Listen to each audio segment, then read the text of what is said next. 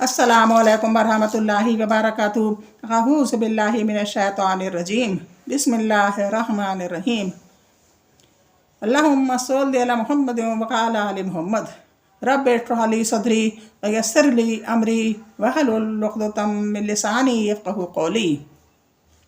ऐ अल्लाह ताला तो मेरा सीना खोल दे, मेरे ज़ुबान की गिरह खोल दे ताकि मेरी बात लोग समझ पाएँ। आज इस्लामी तारीख़ में दीन के मुकम्मल होने का ऐलान। रसूलुल्लाह सल्लल्लाहु अलैहि वसल्लम पर मैदान अरफ़ात में जुमे के दिन असर के बाद आखिरी हज के मौके पर 1 लाख से ज़्यादा सहाबा किराम रज़ी अल्लाह अन्हुम के दरमियान कुरान की आयत नाजिल हुई। वही के बोझ से आप सल्लल्लाहु अलैहि वसल्लम की ऊँटनी बैठ गई। इसमें अल्लाह ताला ने खुशखबरी देते हुए फरमाया, आज मैंने तुम्हारे लिए तुम्हारा दीन मुकम्मल कर दिया और तुम पर अपनी नेमत पूरी कर दी और हमेशा के लिए तुम्हारे लिए दीन इस्लाम को पसंद कर लिया। इस आयत में ऐलान कर दिया गया कि इस्लाम ही एक ऐसा मज़हब है जो क़यामत तक आने वाली नस्ल इंसानी की हिदायत और रहबरी और दुनिया और आखिरत में कामयाबी की ज़मानत दे सकता है। इसके अलावा दुनिया का कोई मज़हब इंसानों की निजात का ज़रिया और अल्लाह के यहाँ कबूलियत और कामयाबी का मेयार नहीं बन सकता। इसलिए क़यामत तक किसी नबी या रसूल और नई किताब और शरीयत की बिल्कुल ज़रूरत नहीं। इस्लाम आखिरी दीन और हुज़ूर सल्लल्लाहु अलैहि वसल्लम की हुज़ूर सल्लल्लाहु अलैहि वसल्लम आखिरी रसूल हैं। इस्लाम आखिरी दीन और हुज़ूर सल्लल्लाहु अलैहि वसल्लम आखिरी रसूल हैं। आप सल्लल्लाहु अलैहि वसल्लम के बाद कोई नबी नहीं आएगा। अल्लाह की कुदरत। दांतों की बनावट पर गौर कीजिए कि अल्लाह ताला ने 32 टुकड़ों को कैसी हसीन और खूबसूरत लड़ी में पिरो दिया है और इसकी जड़ों को नर्म हड्डी में किस खूबी के साथ पेवस्त किया है। ये दांत एक तरफ जहाँ चेहरे की हुस्न ज़ीनत हैं, वहीं इनसे हम चबाने, काटने, पीसने और तोड़ने का अहम काम भी कर लेते हैं। और अल्लाह की अजीब कुदरत कि इनको 32 टुकड़ों में बनाया, एक ही सालम हड्डी में इनको नहीं ढाला, वरना मुंह में बड़ी तकलीफ़ होती। इसी तरह अगर एक दांत में कोई ख़राबी होती है तो बाकी दांतों से काम लिया जा सकता है। एक सालिम हड्डी होने की सूरत में ये मुमकिन न था। कुरान में अल्लाह ताला फरमाता है, ख़ुद तुम्हारी ज़ात में भी अल्लाह की कुदरत की निशानियाँ हैं, क्या तुम नहीं देखते। सूरह ज़ारियात 21 आयत। एक फ़र्ज़ के बारे में अपने घर वालों को नमाज का हुक्म देना। कुरान में अल्लाह ताला फरमाता है, आप अपने घर वालों को नमाज का हुक्म करते रहिए और ख़ुद भी नमाज के पाबंद रहिए। हम आपसे रोज़ी तलब नहीं करते, रोज़ी तो आपको हम देंगे और अच्छा अंजाम तो परहेज़गारी का ही है। सूरह तौहा 132 आयत। एक सुन्नत के बारे में रुख़सत के वक्त मुसाफ़ा करना।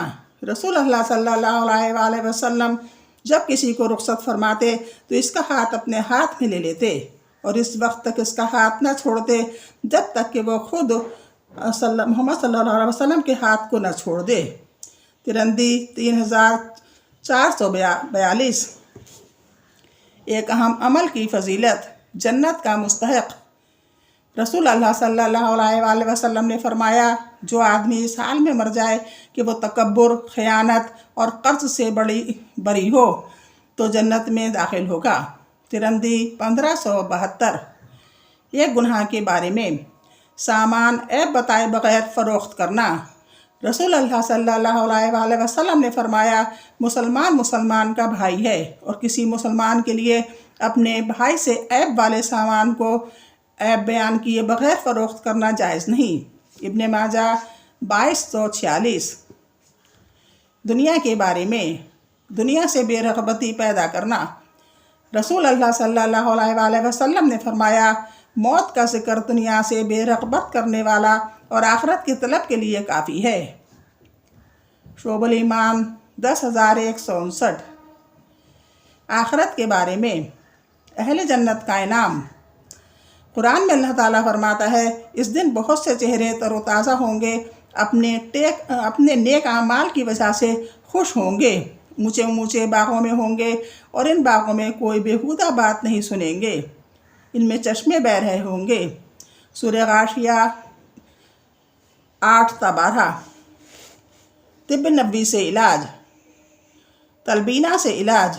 حضرت عائشہ رضی اللہ عنہ بیمار کے لیے تلبینہ تیار کرنے کا حکم دیتی تھیں اور فرماتی تھیں کہ میں نے رسول اللہ صلی اللہ علیہ وآلہ وسلم کو فرماتے ہوئے سنا کہ تلبینہ بیمار کے دل کو سکون پہنچاتا ہے اور رنج غم کو دور کرتا ہے۔ بخاری 5689۔ فائدہ: جو بارلے کو کوٹ کر دودھ میں پکانے کے بعد مٹھاس کے لیے اس میں شہد ڈالا جاتا ہے، جسے تلبینہ کہتے ہیں۔ قرآن کی نصیحت۔ قرآن میں اللہ تعالیٰ فرماتا ہے، اے ایمان والوں، اللہ سے ڈرتے رہو، اور ہر شخص کو اس بات پر غور کرنا چاہیے کہ اس نے کل آخرت کے لیے آگے کیا بھیجا ہے۔ اللہ سے ڈرتے رہو اور اللہ تعالیٰ کو تمہارے سب اعمال کی خبر ہے۔ اسلامی تاریخ میں بس آج اتنا ہی۔ اب توحید کے بارے میں کچھ بات ہو جائے۔ توحید کی شرعی تعریف۔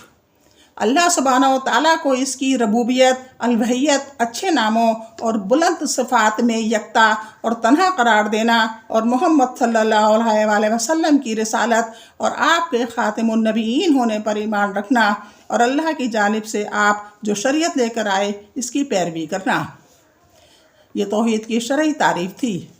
توحید سے کیا مراد ہے؟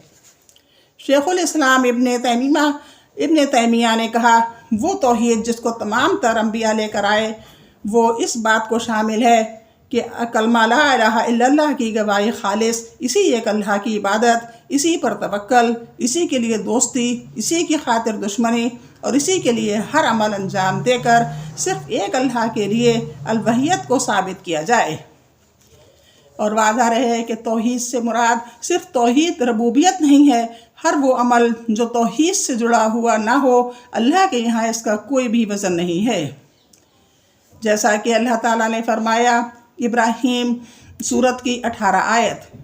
اس کا مطلب ہے، ان لوگوں کی مثال جنہوں نے اپنے پالنے والے سے کفر کیا، ان کے اعمال مثل اس راکھ کے ہیں جس پر تیز ہوا آندھی والے دن چلے، جو بھی انہوں نے کیا اس میں سے کسی چیز پر قادر نہ ہوں گے، یہی بہت بڑی گمراہی ہے۔ توحید کو سیکھنے کا حکم۔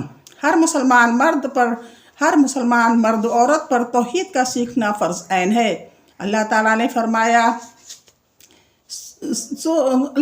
فرمایا، اے نبی، آپ یقین کر لیں کہ اللہ کے سوا کوئی معبود نہیں، اور اپنے گناہوں کی بخشش مانگا کریں، اور مومن مردوں اور مومن عورتوں کے حق میں بھی اللہ تعالیٰ تم لوگوں کے آمد و رفت کی اور رہنے سہنے کی جگہ کو خوب جانتا ہے۔ محمد سورت 19 آیت۔